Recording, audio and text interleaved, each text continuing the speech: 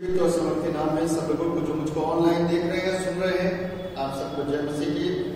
एक बार फिर से एक हफ्ते के बाद में ये अवसर प्राप्त है कि हम सब लोग एक साथ उस जीवते परमेश्वर को, जिसके कि जी उठने के पावन पर्व को आज से एक हफ्ते पूर्व हमने मनाया।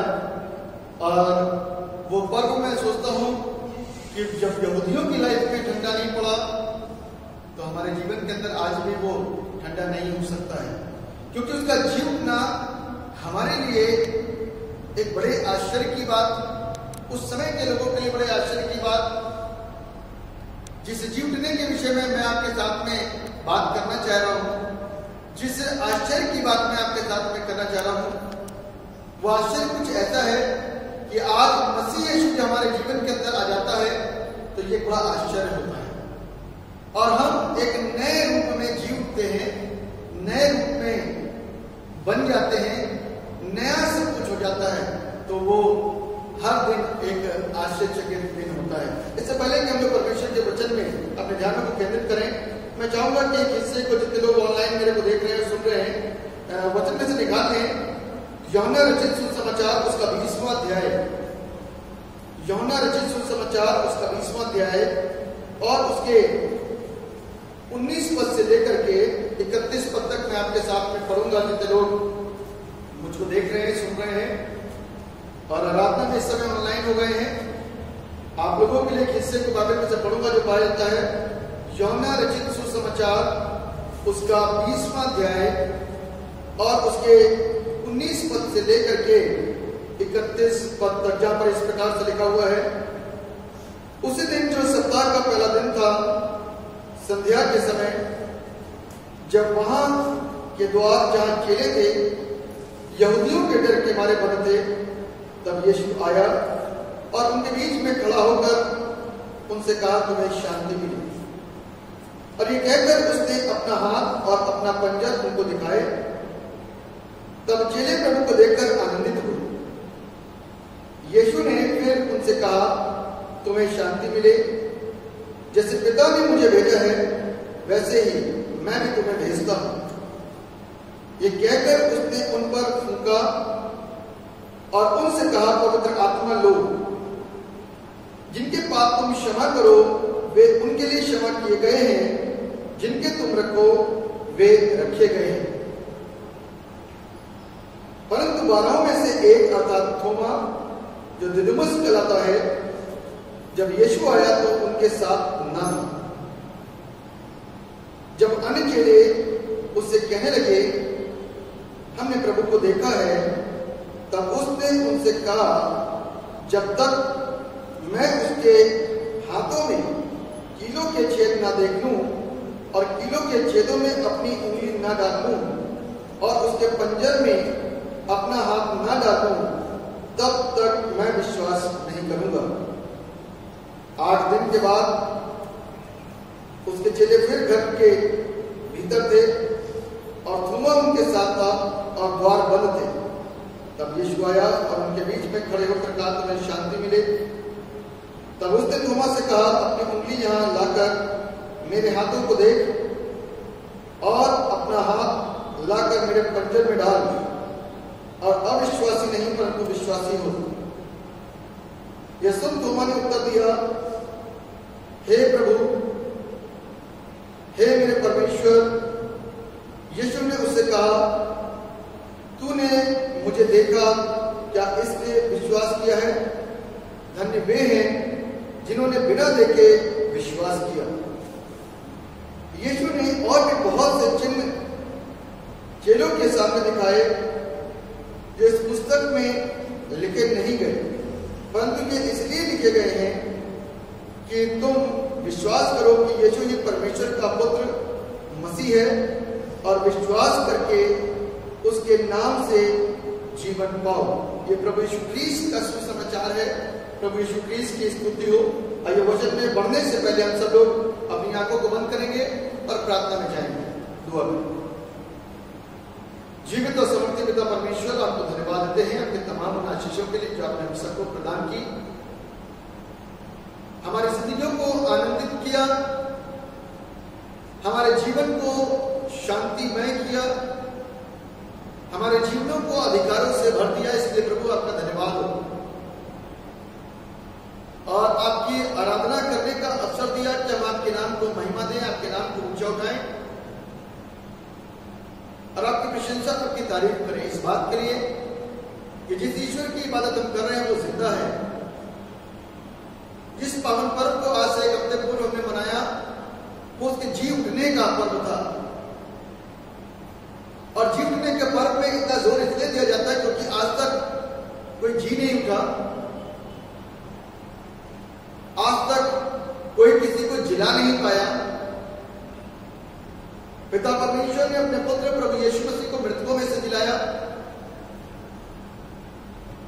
और प्रभु यीशु मसीह के द्वारा हम सब जो आत्मिक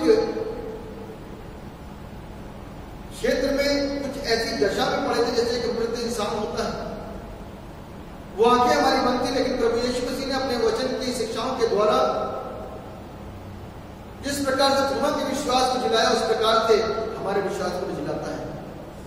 इस वचन को सीखने के लिए आप हमारी सहायता और मदद करें, क्योंकि बगैर पवित्र आत्मा के हम सुन नहीं सकते, सीख नहीं सकते, समझ नहीं सकते। इसलिए हमको प्रभु आपकी आवश्यकता है और हम चाहते हैं कि प्रभु आप हमारे से आज की इस सुबह में हम कलाम हो, ताकि वचन के भेद हमारी जिंदगी के ऊपर इस कदर उतरे जैसे थोमा के ऊपर उतरे और थोमा विश्वासी बन गया, हम भी आज विश्वासी बन जाए और जो थोमा ने किया आज वो हम भी करना शुरू करें। आप दया करेंगे तो हमको बड़ी बरकतें प्राप्त होंगी। अपनी करुणा हम सबके ऊपर बनाइए और अपने वचन की शिक्षाओं में हमको गहराइयों तक लेकर के जाइए ताकि हम आशीषों को प्राप्त कर सकें। धन्यवाद हो मेरे पिता, जो कुछ भी हमने ईमान से आपसे मांगा है आपने सुना, आपके नाम की स्तुति हो। सारा आदर महिमा गौरव आपको देते हुए इस दुआ को अपने उद्धार करने वाले एकमात्र जीवित और समर्थी प्रभु यीशु नासरी के नाम में होकर के मांग लेते थे, ऐसे सुनिए और कबूल कीजिए। आमीन।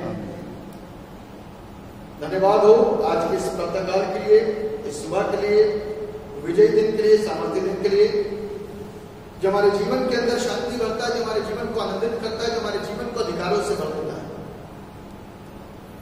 बाइबल में बताती है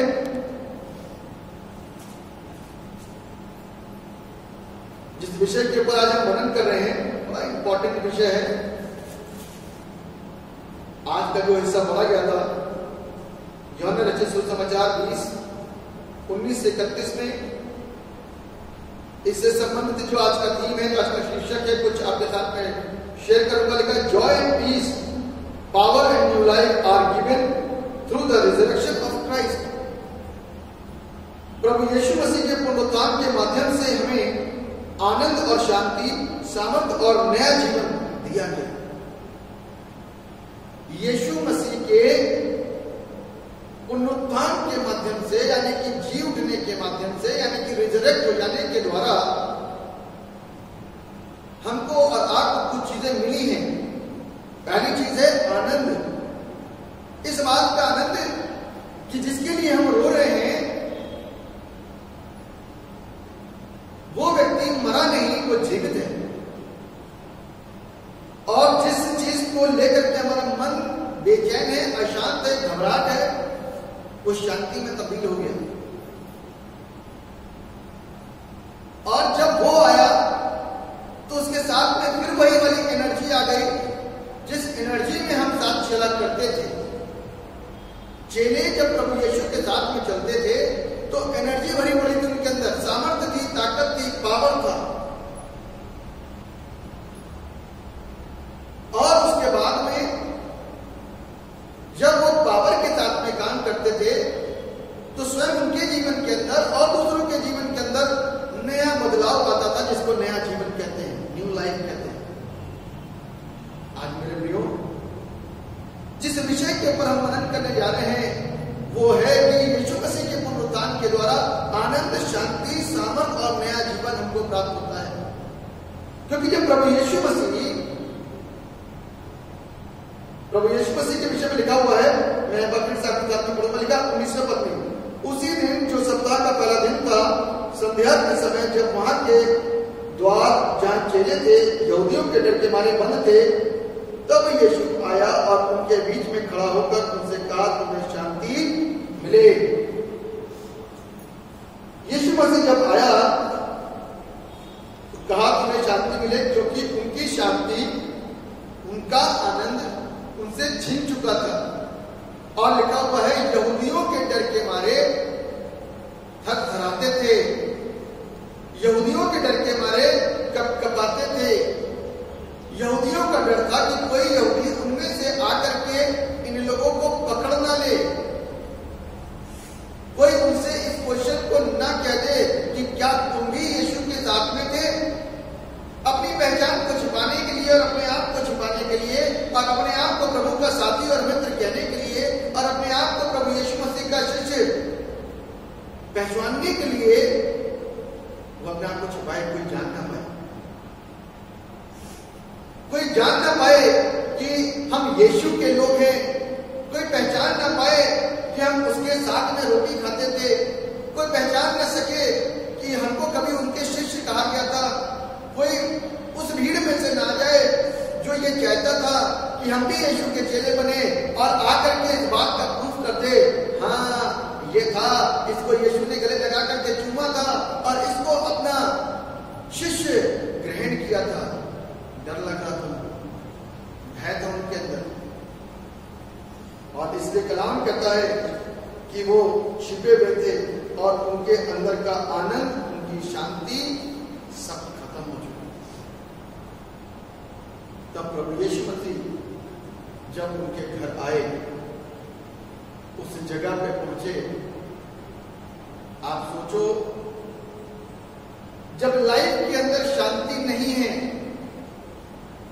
जब लाइफ के अंदर आनंद नहीं है, जब लाइफ के अंदर कोई एनर्जी नहीं है, पावर नहीं है, जब लाइफ के अंदर नयापन नहीं है, तो क्या हम बैठ करके प्रार्थना कर सकते हैं? क्या बैठ करके हम अच्छी आराधना कर सकते हैं? क्या बैठ करके हम किसी को विश्वासी होने का वचन बांट सकते हैं? कभी नहीं। जब हमारे जीवन अशांत और निराशा में पड़े हुए हैं तो हम दूसरे को शांति का संदेश कैसे दे सकते हैं? जब हमारे जीवन आज सुस्त और आलस से भरे पड़े हैं तो हम दूसरों को चुस्ती से भर जाने का संदेश कैसे दे सकते हैं? जब हमारे जीवन के अंदर अंधकार पड़ा हुआ है और डर है तो हम लोगों को कैसे कह सकते हैं कि मत डर? क्योंकि ये कलाम हमको सिखाता है कि लोग इससे पहले कि हमारे शब्दों पर जाए, हमारे कर्मों को देखते हैं। शब्दों को तो सुनते हैं और शब्दों को सुनकर के हमारी मानता उनके जीवन के अंदर बढ़ जाती है, लेकिन वो फिर तब गिर जाती है जब हमको बात में डूबा हुआ या निराशा में या अशांत या रोता हुआ या बिलखता हुआ या अपनी शिकायतों को कहता हुआ बंदा दिखाई दे, तो उनके जीवन के अंदर उस व्यक्ति की मानता जो बहुत ऊंची हो गई थी वो गिर जाती है। इसलिए आज जब प्रभु यीशु मसीह फाइनली बंद दरवाजे से अंदर आए तो सबसे पहले प्रभु यीशु मसीह ने उनसे कहा, तुम्हें शांति मिले, पीस बी विद यू, तुम्हें शांति मिले। क्योंकि उनके अंदर हड़बड़ाहट और घबराहट हो रही थी, कान दरवाजे की तरफ लगे हुए थे, आराधना की ओर नहीं, प्रार्थना की तरफ नहीं। बाइबल में लिखा हुआ है यीशु निरंतर उनसे कहते थे, जागते और प्रार्थना करते रहो कि परीक्षा में ना पड़ो। इसीलिए आज जब परमेश्वर का कलाम मुझको और आपको भी इसी चीज में शिक्षित करता है कि जागते और प्रार्थना करते रहो कि तुम्हारे सामने जब इस प्रकार की परीक्षा आए तो तुम्हारे अंदर इस कदर की घबराहट पैदा ना हो कि तुम डर के मारे अपने आप को लॉक कर लो।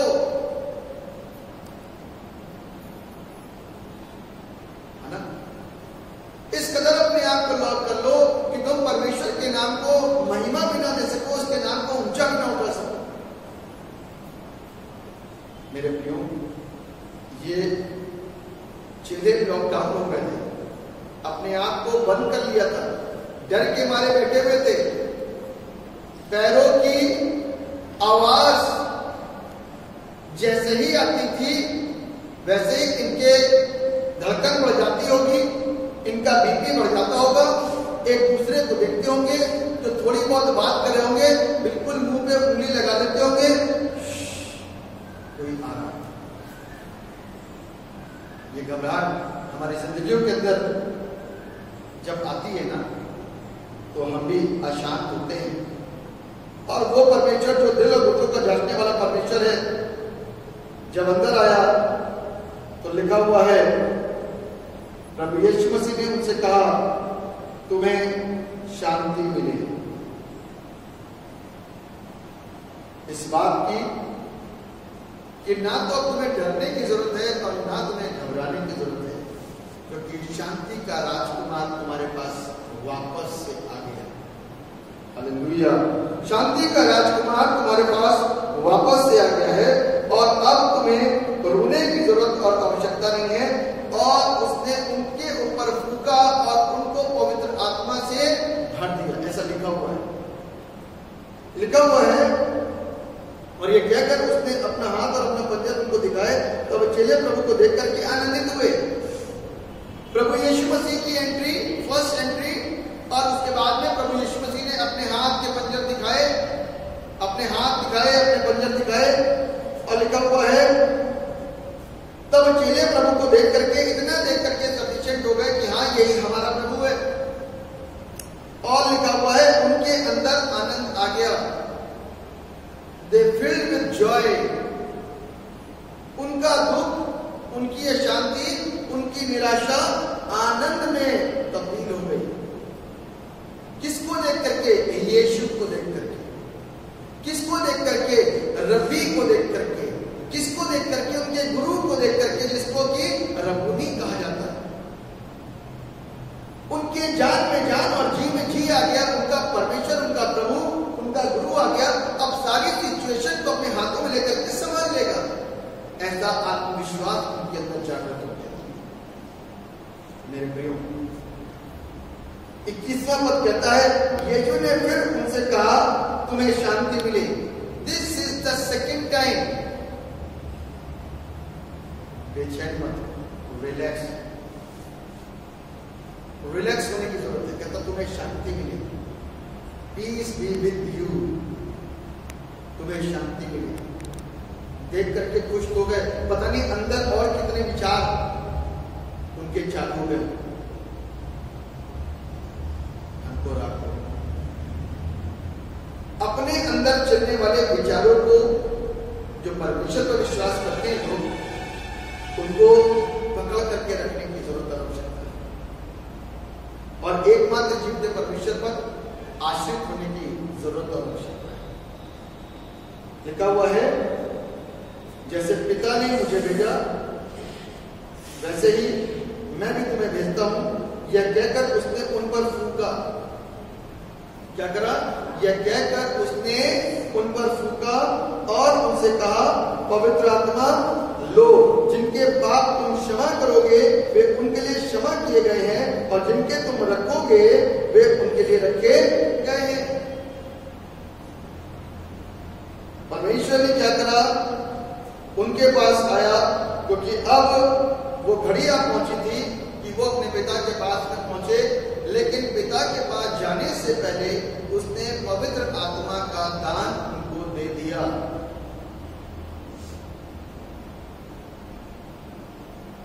बगैर पवित्र आत्मा के वे लोग कुछ कर नहीं सकते थे। इसलिए परमेश्वर का पुत्र प्रभु यीशु मसीह उनके बीच में आया और उनको क्या करा? पवित्र आत्मा का दान दे करके उनको भ्रष्ट कर दिया। कलाम कहता है,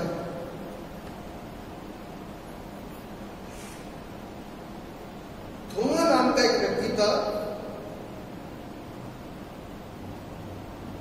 जो इन्हीं 12 में से था।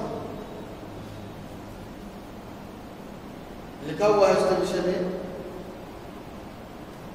जो दिदुमुस कहलाता है। जब यीशु आया तो उनके साथ ना था। पहली बार जब यीशु मसीह आया तो उनके साथ ना था। जब अन्य चेले उससे कहने लगे, हमने प्रभु को देखा, तब उसने उनसे कहा, जब तक मैं उसके हाथों में कीलों के छेद ना देख लूं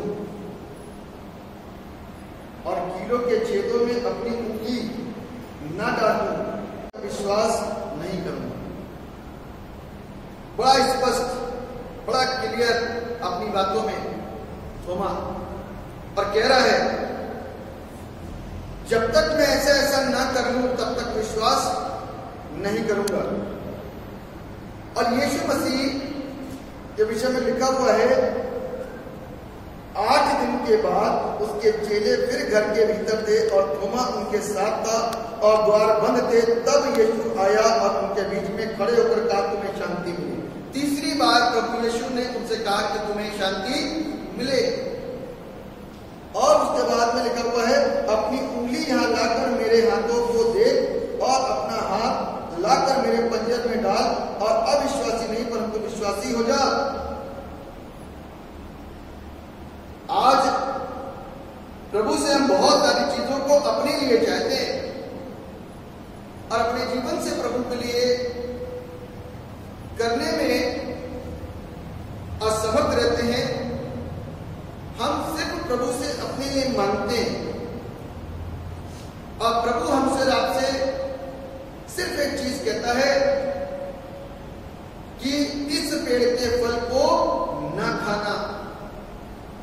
सब कुछ कर लो, ये सारा तुम्हारे लिए है, लेकिन सिर्फ इस पेड़ के फल को न खाना।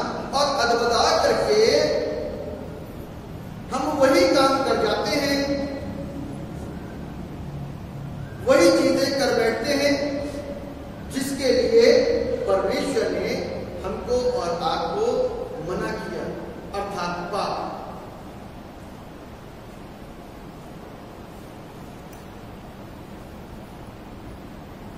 इसीलिए यीशु मसीह को एक बार फिर अपने आप को प्रूव करना पड़ा कि मैं वही हूं जो क्रूसिफाई किया गया, मैं वही हूं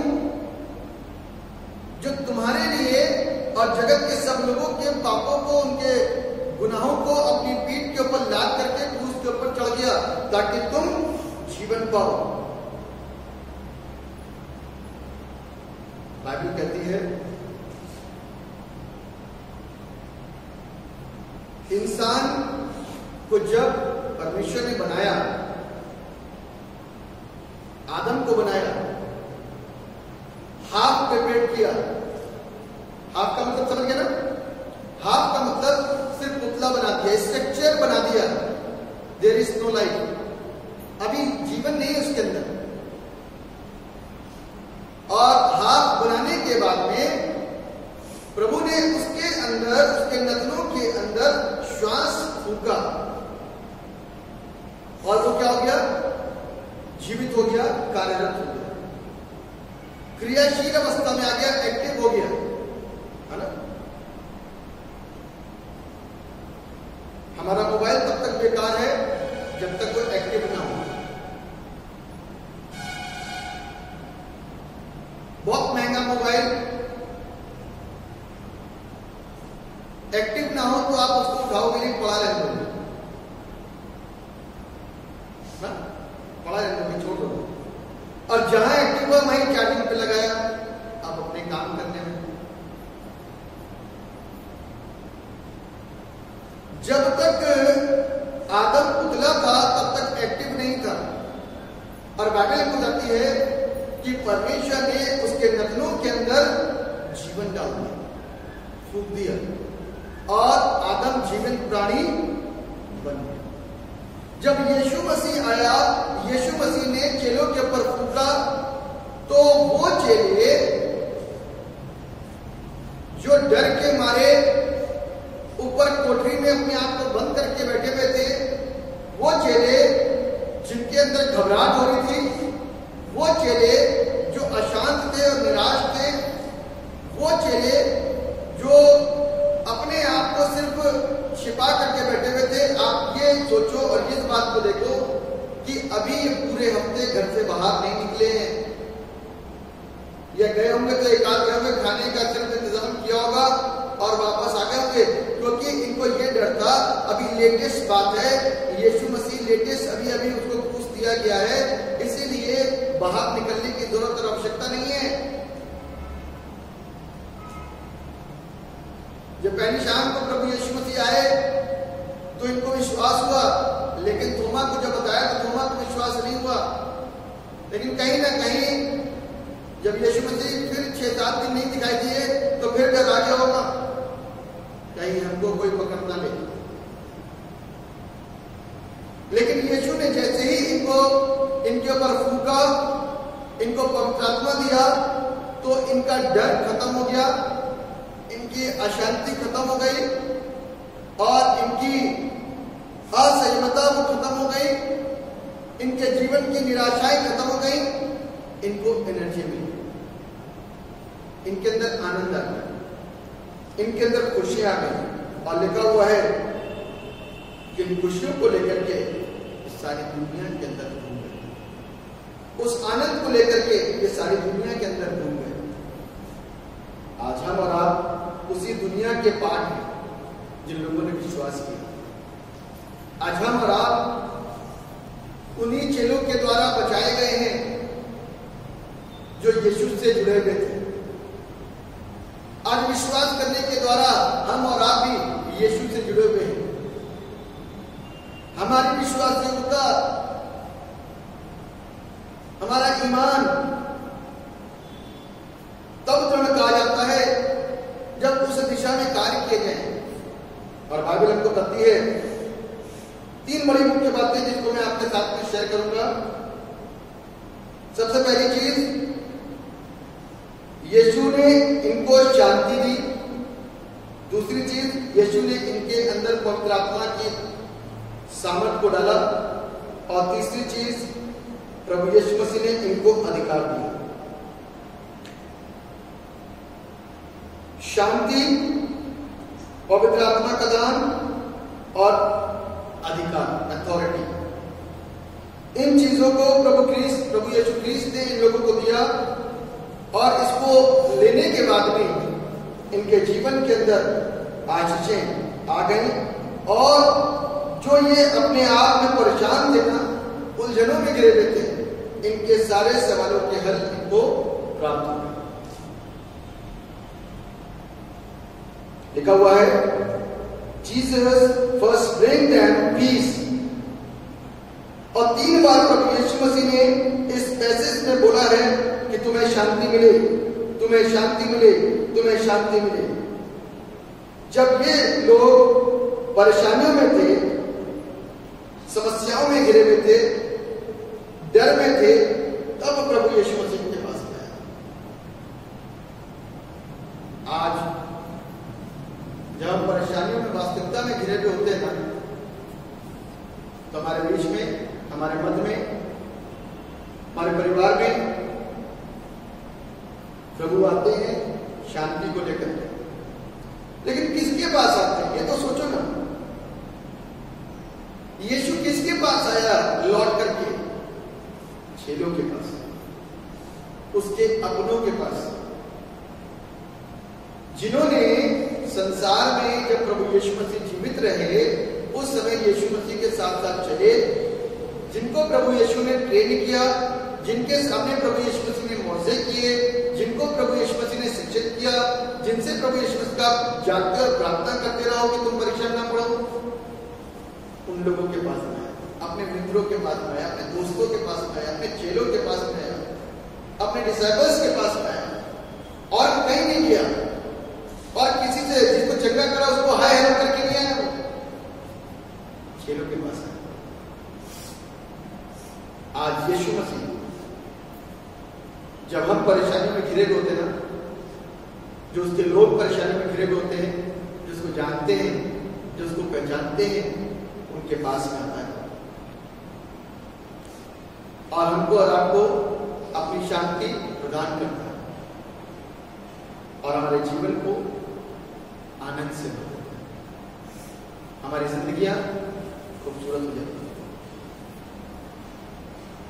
उसके आने से हमको साहस मिलता है, उसके आने से हमको बल प्राप्त होता है। इसलिए ये एक प्रकार का उपहार है जो प्रभु यीशु क्रिस्ट के द्वारा हमको और आपको उस बेचैन स्थितियों में प्राप्त होता है उन स्थितियों में प्राप्त होता है कि संसार के बीच में जब हम डरे हुए होते हैं तब हमको शांति मिलती है।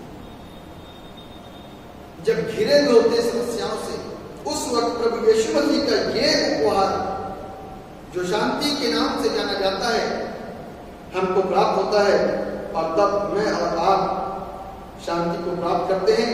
और हमारे मनों के अंदर ये शांति जब आती है ना, शब्दों में नहीं, अंदर, जब अंदर से शांति आती है, बाहर रिलीज होती है शब्दों से, तब पता चलता है कि मन के अंदर कितना सुकून है, इसमें कितना सेटिस्फेक्शन है, कितनी शांति भरी पड़ी है।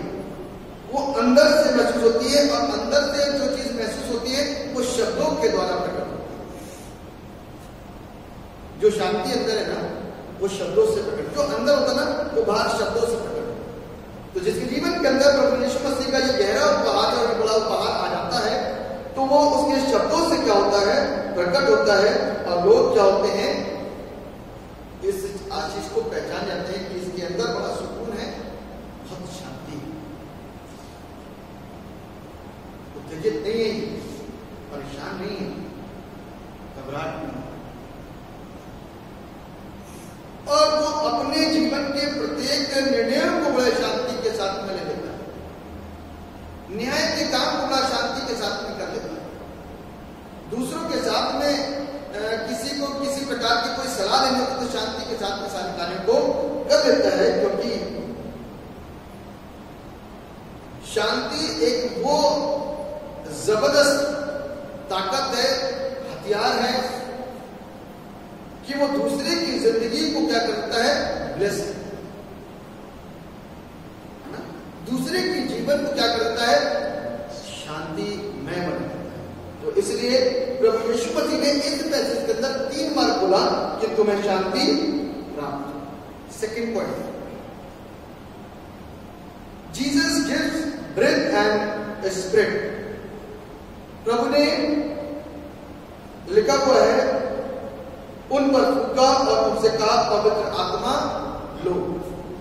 प्रभु की फूंक के अंदर, उसकी सांसों के अंदर पवित्र आत्मा,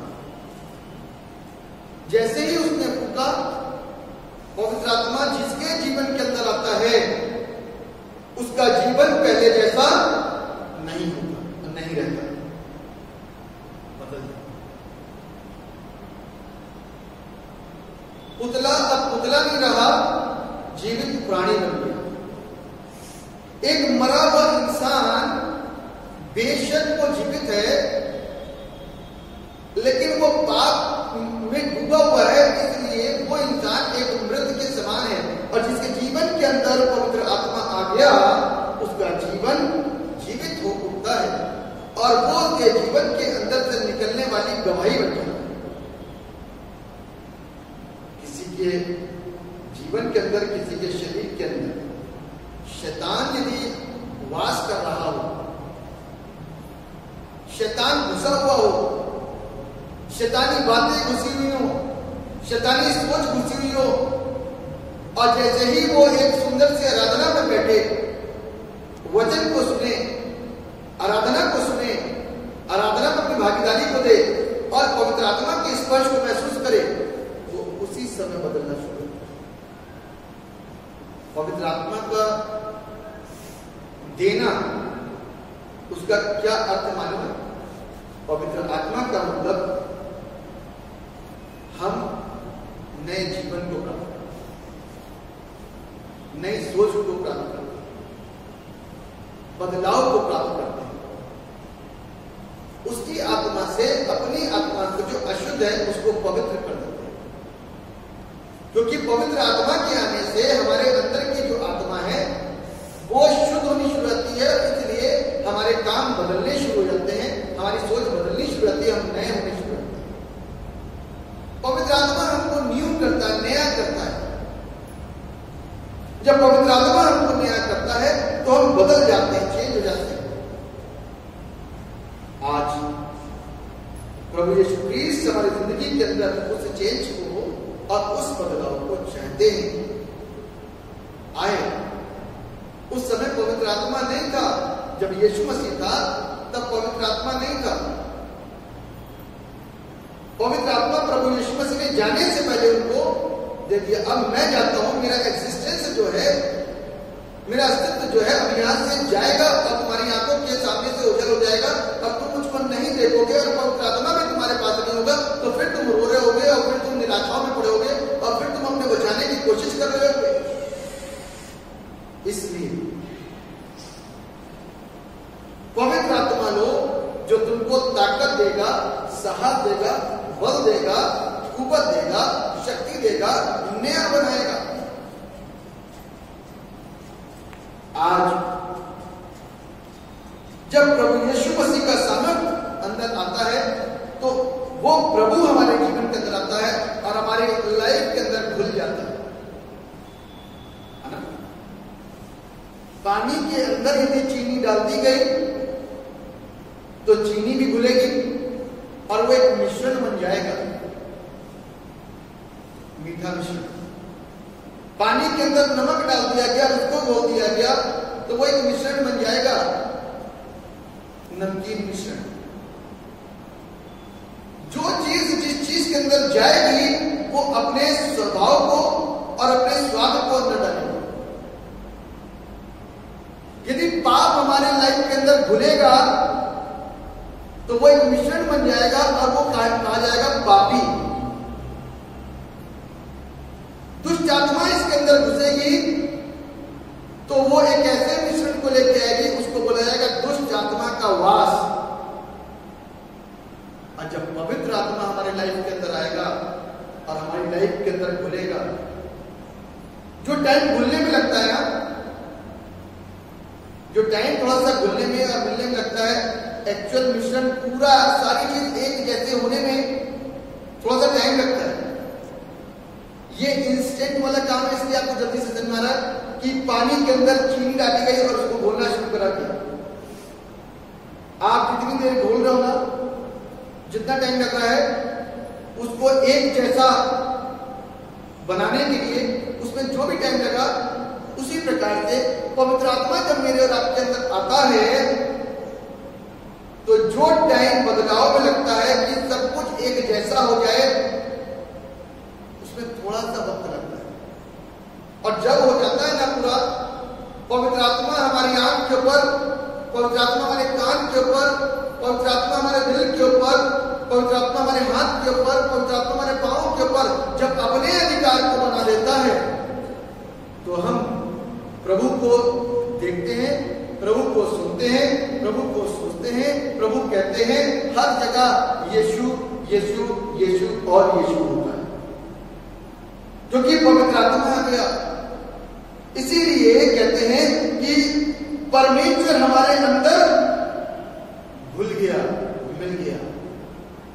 जब आशा लेते हैं तो हम कहते हैं ना, ईमान के साथ पास आओ, खुदा के यीशु मसीह के बदन को जो उसने तुम्हारे लिए दिया और उसके खून को जो तुम्हारे लिए बहाया, लो, याद रखो जो तुम्हारे खातिर हुआ और विश्वास के साथ में इसको,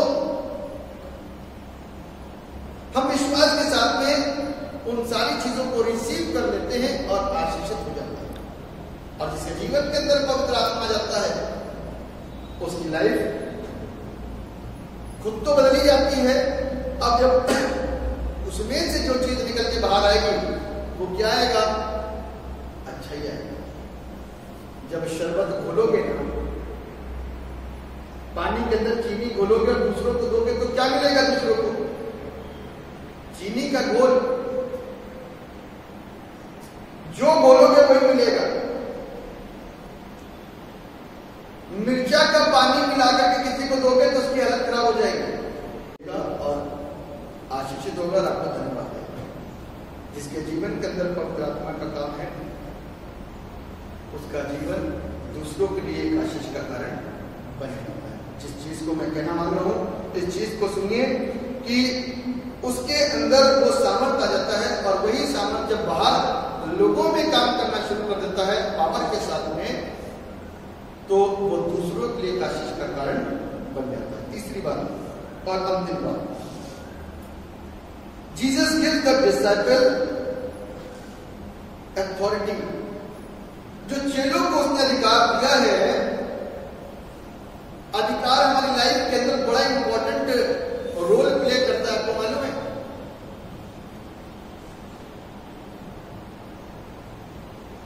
जितने लोग यहां पर चर्च में बैठे हुए हैं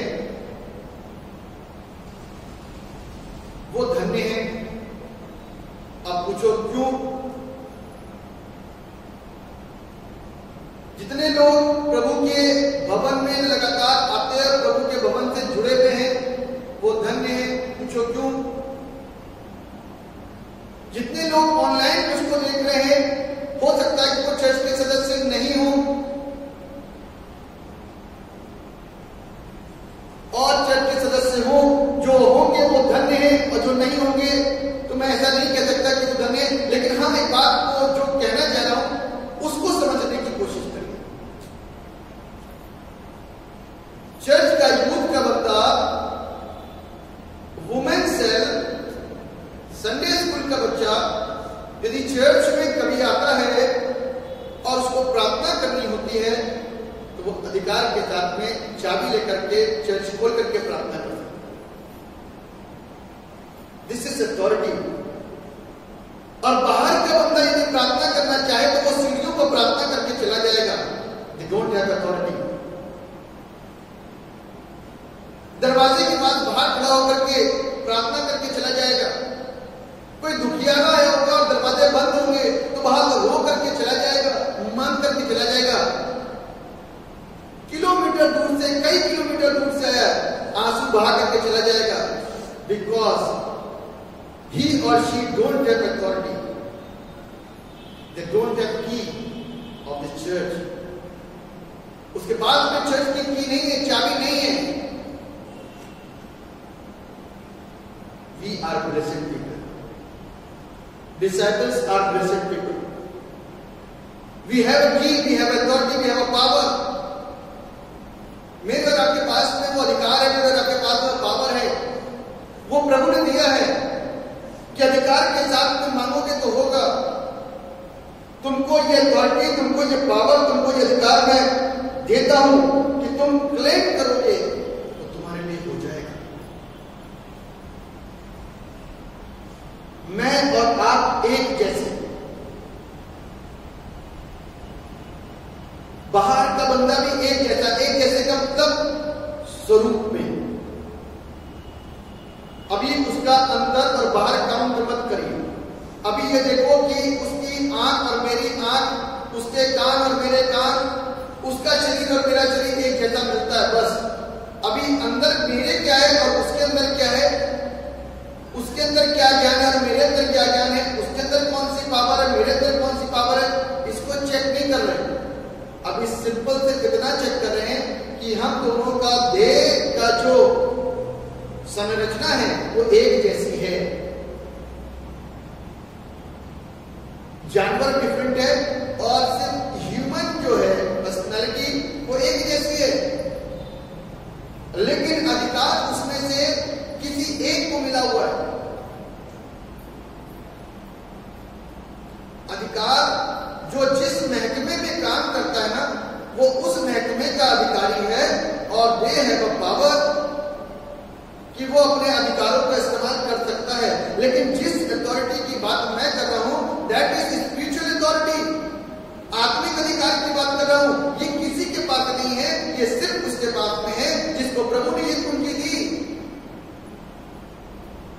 ये अधिकार सिर्फ उसके पास में है जिसके जीवन के अंदर प्रभु यीशु मसीह आया और आकर के उसने कहा तुम्हें शांति मिले, और उसने उस शांति को रिसीव करा। जिसके जीवन के पास वो आया और उसके ऊपर फूका, उसने कहा तुमको पवित्र आत्मा मिले, और उसने पवित्र आत्मा को रिसीव करा और अपनी लाइफ के अंदर उस पवित्र आत्मा को बोल करके अपनी लाइफ को पवित्र बना करके दूसरों के लिए आशीष का कारण बना दिया। और उसके बाद में तीसरी बात होती है अधिकार। उसके जीवन के अंदर अधिकार है और उस अधिकार से अब वो दूसरों के लिए काम कर रहा है। वो व्यक्ति जिसके जीवन के अंदर शांति नहीं, वो दूसरों के लिए क्या प्रार्थना कर सकता है? वो व्यक्ति जिसके पास पवित्र आत्मा नहीं है, वो समर्थी काम कैसे कर पाएगा? वो व्यक्ति जिसके पास में पवित्र आत्मा नहीं है, तो वो अधिकार के कौन से अधिकार का इस्तेमाल कर पाएगा? नहीं कर सकता। शैतान को अधिकार के साथ में निकाला जा सकता है, बंधनों को प्रार्थना को अधिकार के साथ में किया जा सकता है, वचन को अधिकार के साथ में क्लेम किया जा सकता है। और वो अधिकार प्रभु का कलाम कहता है, जिनके पाप तुम क्षमा करोगे उनके लिए क्षमा किए गए हैं, और जिनके तुम रखोगे रखे गए। दिस इज द अथॉरिटी, ये अधिकार है।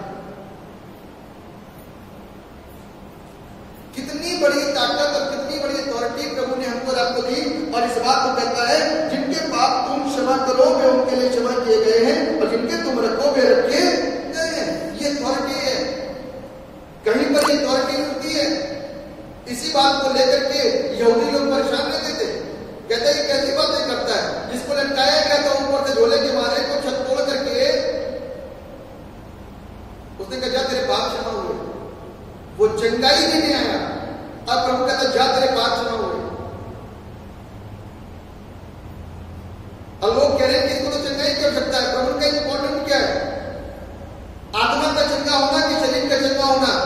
बुद्धिजीवी लोग बोले आत्मा की चंगाई बहुत इंपॉर्टेंट है, शरीर तो खत्म हो जाएगा लेकिन आत्मा कभी नहीं खत्म होती, और आत्मा यदि साफ सुथरी हो गई तो आत्मा परमेश्वर के पास स्वर्ग में पहुंचेगी।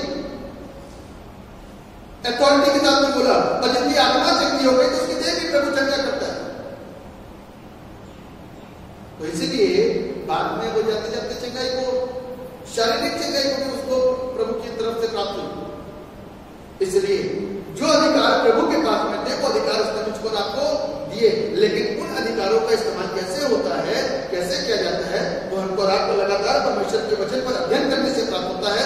उसकी अथॉरिटी को परमेश्वर के वचन में मनन करने से प्राप्त होता है, मानने से मिलता है, और उसके साथ में बिताए उस समय को जो हम समय उसको देते हैं और उससे मानते हैं तो उनको सिखाता है, बुद्धि देता है।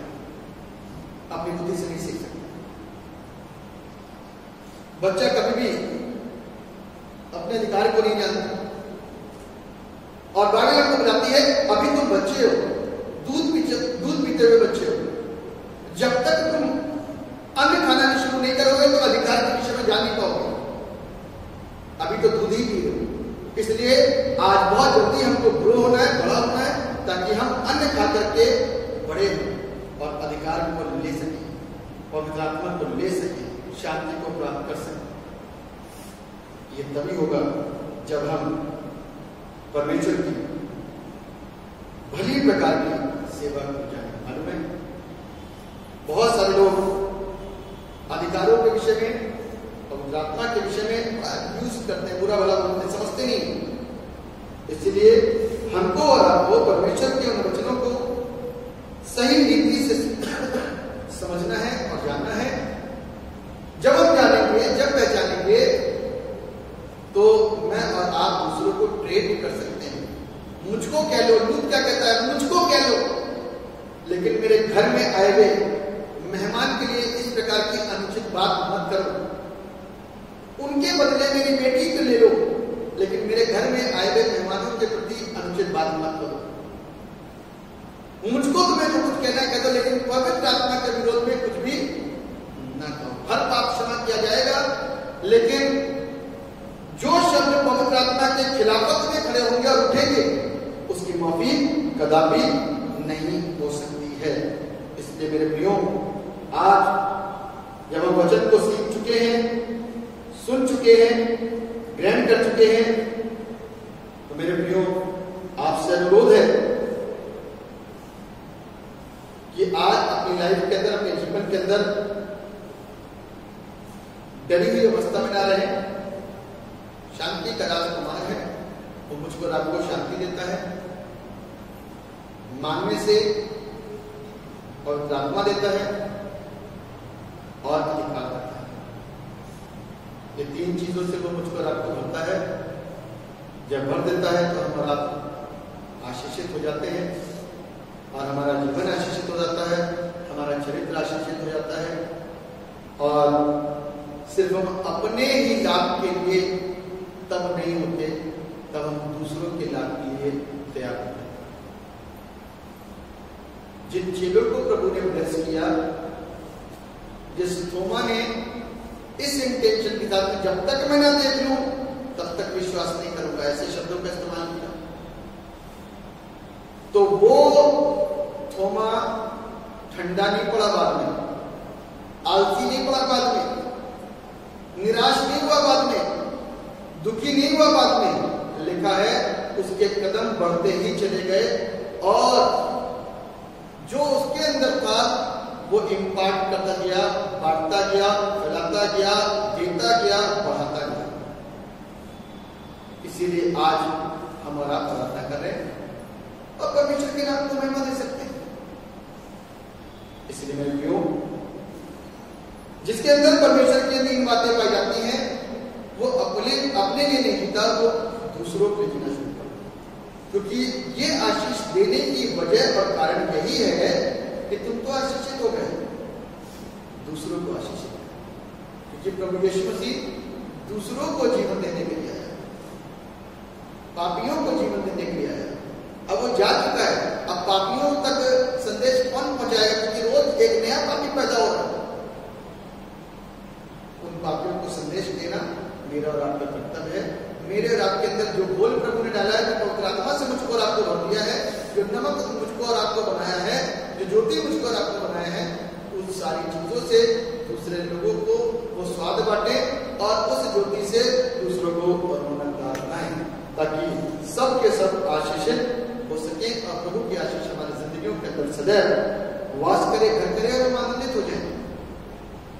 मेरे प्रियो, रिजरेक्शन इतनी जल्दी नहीं खत्म होगा। अगले हफ्ते भी हम लोग रिजरेक्शन पे बात करेंगे, क्योंकि रिजरेक्शन के द्वारा ही तो एक नया तेज आ गया, तेजी आ गई मसीहत के अंदर, मसीहत के विश्वास की एक ताकत मिल गई। इसीलिए पुनरुत्थान अगले हफ्ते भी शेयर किया जाएगा और बांटा जाएगा और उसका नजरिया कुछ और होगा। तो उस नजरिए को देखने के लिए अगले हफ्ते में फिर मुलाकात करेंगे और प्रभु के नाम को ऊंचा उठाएंगे और उसकी स्तुति और उसकी प्रशंसा को करेंगे। परमेश्वर इस वचन के द्वारा सबको आशीष और बरकत दे। आइए हम सब लोग अपनी आंखों को बंद करेंगे और दुआ करेंगे। जीवित और समर्थित पिता परमेश्वर, राजाओं के राजा, प्रभु के प्रभु, सर्वशक्तिमान प्रभु, हम आपके नाम की स्तुति और आपकी तारीफ और आपकी प्रशंसा करते हैं और दुआ करते हैं यीशु राजा कि आप उन तमाम लोगों को, जितने भाई बहन, बेटे बेटियां, जवान ऑनलाइन देख रहे हैं, उन सबको आशीषित करिए। आपकी बड़ी बरकत उनके जीवन के अंदर बने और वो अपने जीवन के अंदर उस पुनरुत्थान की सामर्थ को, उसकी तेजी को जान सके और पहचान सके और उनका जीवन आनंद से भर जाए। जिस प्रकार से आज ऑनलाइन सुनने वाले के जीवन के अंदर आज इस वचन ने उनकी अंदर की आत्मा को झिझोड़ा और उनको एक बार फिर से उत्साहित किया कि हम डर में ना जिए, परंतु हम आनंदित होकर के जीना शुरू करें और परमेश्वर के नाम को धन्यवाद दें। धन्यवाद पिता कि आप हर एक व्यक्ति के साथ में हैं, हर एक व्यक्ति की मदद करते हैं, हर एक को आशीषित करते हैं। इस देश के लिए प्रार्थना करते हैं, अपने सामर्थ्य के हाथ को बढ़ा करके रखना और इस बड़ी महामारी से, जिसके विषय में बाइबल में लिखा हुआ है, इससे सबको बचाना। और आपके लोग जब बहुत सारे लोगों के लिए प्रार्थनाएं कर रहे हैं, जगह जगह प्रार्थनाएं हो रही हैं, तो प्रार्थनाओं का रिजल्ट हाँ आमीन में आने पाएगा अपनी दया करें। वो लोग जो डायरेक्ट और इनडायरेक्ट कोरोना से इन्वॉल्व हैं, मतलब किसी भी प्रकार से कोरोना से जुड़े हुए किसी भी इंप्लीमेंट को कर रहे हैं, किसी भी काम को कर रहे हैं और किसी भी प्रकार से वो सेवा दे रहे हैं। डॉक्टर्स जो डायरेक्ट पेशेंट से मिल रहे हैं, उनके लिए वो दवाई का, ट्रीटमेंट का कार्य कर रहे हैं। आप उन पर अपनी दया, अपनी करुणा को बनाइए। और जितने लोग मेरे पिता परमेश्वर, पुलिस बल लोगों को बार बार कह रहा है कि अपने अपने घरों में रहें, अपने आप को सेव करें, आप उनको भी ताकत और हिम्मत देना, क्योंकि दिन भर दौड़ना और भागना, शरीर के अंदर थकावट आती है और बीमारी के कारण भी बढ़ जाती है। आप समझ दुआ करते हैं इस समय प्रभु, गेहूं कटाई के लिए खड़ा हुआ है, बारिश हो रही है, ओले पड़ रहे हैं, प्रभु इन सबसे बचाना और सबके गेहूं प्रभु कट जाए ताकि देश में खाने को अनाज मिल सके और बहुतायत तो कमी ना हो किसी चीज की। आप दया करें समस्त किसानों के साथ। जो बच्चों की ऑनलाइन ट्रेनिंग चल रही है, पढ़ाई चल रही है, उन तमाम टीचर्स के साथ होना जिन्होंने ग्रुप बना करके बच्चों को पढ़ाई देना शुरू कर दिया है, उन सब पर अपनी करुणा के हाथ में सबको आशीषित करें। समस्त चर्चेस के साथ होना, सेवकों के साथ होना, जो सेवाओं को दे रहे हैं, प्रार्थना कर रहे हैं, ऑनलाइन होल नाइट प्रार्थनाएं कर रहे हैं, आराधनाएं कर रहे हैं, चेन सिस्टम उनका बना हुआ है, लगातार प्रार्थनाओं में जुड़े हुए, उन सबको आशीषित करें। सब पर अपनी दया और अपनी करुणा के हाथ को बढ़ाना और सबकी सुधि करें। हमारा ईमान है जो कुछ भी हमने आपसे विश्वास से मांगा आपने सुना है। दुआ करते हैं अपनी पूरी कलीसिया को जो प्यारे पिता परमेश्वर अपने घरों में है, ऑनलाइन वचन को सुन रहे हैं, आराधना में जुड़े हुए हैं, उन सबको बड़ी बरकत है। आपने प्रार्थनाओं को सुन लिया, आपके नाम की स्तुति। सारा आदर महिमा गौरव आपको देते हैं। दुआ को उद्धार करने वाले एकमात्र जीवित समर्थी प्रभु यीशु नासरी के नाम में करके मांग लेते, जैसे सुनिए और कबूल कीजिए। आमीन। हम सब लोग एक साथ प्रभु की प्रार्थना को बोलेंगे। ऐ हमारे बाप तुझे आसमान पर है, तेरा नाम पाक होना जाए, तेरी बादशाहत आए, तेरी मर्जी से पानी पूरी जमीन पर पूरी हो। हमारे रोज की रोटी बख्श दे, जिससे मसले को माफ करते तो मसलों को माफ कर, निजाइश न पड़ने दे, लेकिन बुराई से बचा। बादशाह कुदरत व जलाल हमेशा तेरी हो। आमीन। हमारे खुदा यीशु मसीह का फजल, खुदा बाप की मोहब्बत और पाक की रिफात और शफाअत तमाम खुले बंदार मदीने के साथ, तमाम नबी के साथ, जितने हमारे लिए सबके साथ अब से लेकर सदा सदा तक होती रहे। आमीन। जो लोग ऑनलाइन देख रहे हैं, परमेश्वर आप सबको आशीष दे, सबको जय मसीह की। सब विश्वास में बने रहें, प्रार्थना में लगे रहें और एक दूसरे के लिए प्रार्थना करें, एक दूसरे को विश्वास में और प्रार्थना को करते रहें। प्रभु आप सबको आशीषित करें। जय मसीह।